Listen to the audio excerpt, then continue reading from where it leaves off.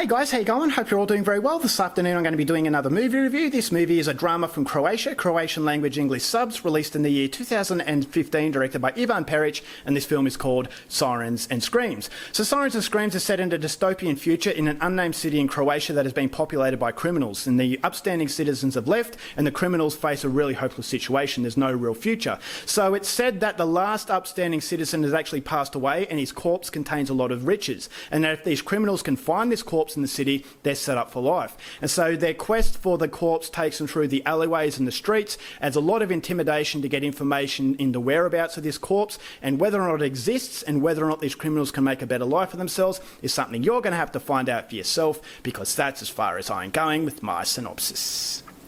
Now my thoughts on Sirens and Screams. This is a movie that I was very curious about. Number one, it's a Croatian film, so movies from the Balkans have been very impressive. Serbia and Bosnia have served up some really interesting stuff. So coming into Croatian cinema, there's something I'm not really familiar with, and so I was really curious to see what Croatia could deliver. Combining that with the fact that this is a film that is a one-take approach, very similar to Birdman and Revenant, which is very hard to do. Therefore, it's an indication that this director has a lot of confidence. And so they are two elements that were very, very enticing. Combining that with the trailer that looked very interesting, I thought, okay, interesting idea, interesting way of storytelling. What is this movie going to produce?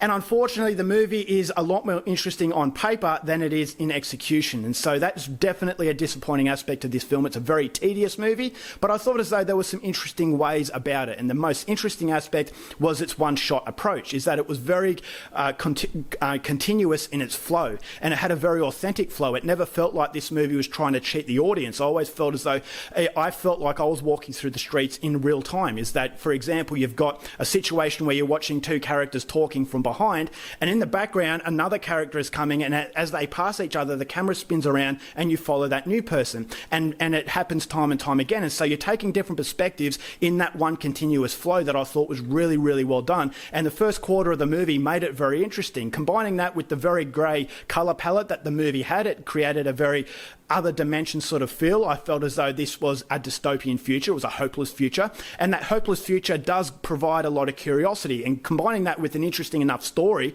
as far as finding this body is concerned, this movie should have been so much more than it was. And the reason why it's not as much as it really should have been is because it doesn't know how to tell a story. Is that, yes, it's banking on the fact that the camera work is very, very good, but after a while for a feature film you need something else, and the audience is asking, what else do you have? And unfortunately the director doesn't know. Is that it's not self-aware in its story, is that yes, it does have an interesting story on paper, but as far as the way the story evolves, it becomes very confused. Is that after a while I started to become forgetful that they were looking for a corpse, is because the dialogue doesn't evolve the situation. The situation never elevates itself in a theatrical way. So after a while you start to become very, very bored. It's basically a cure for an insomniac, is that because it doesn't have any elevation. So it's saying to the audience, look at us, we're using the camera in a really good way, and don't worry about the stories, because we don't really have the confidence that we have in the story that we do in the way of actually utilising that visual.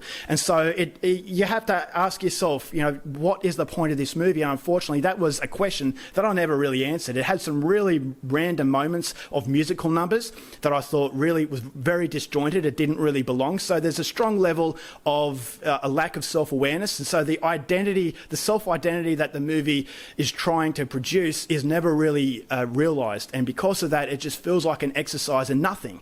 And so I checked out after about the quarter mark, and that's something that is ultimately a massive problem, is that, okay, as far as visuals, as far as the way the camera is used, it's very interesting, but it doesn't have anything to really complement that interest, and therefore it doesn't sustain the levels of intrigue from start to finish. It's a very stagnant film. It just never really goes anywhere. The story doesn't know how to be told in a way that's theatrical, therefore it becomes a bitter disappointment. So it's definitely not a movie from the Balkans that's one of the more memorable ones. I can applaud the fact that the director does that one take very, very well, but unfortunately that one take can only take you so far, because the story, unlike the story in The Revenant, for example, where it's got that fantastic tale of survival with that really strong level of camera work, this movie has that strong level of camera work, but unfortunately a really dull, really repetitive, and a very forgettable story. So it never really amounts to anything, and therefore I'm only going to give Sirens and Screams 1 star. Alright guys, that's it for my review. Hope you enjoyed it. Till next time, keep watching movies, and I'll see you later. Bye.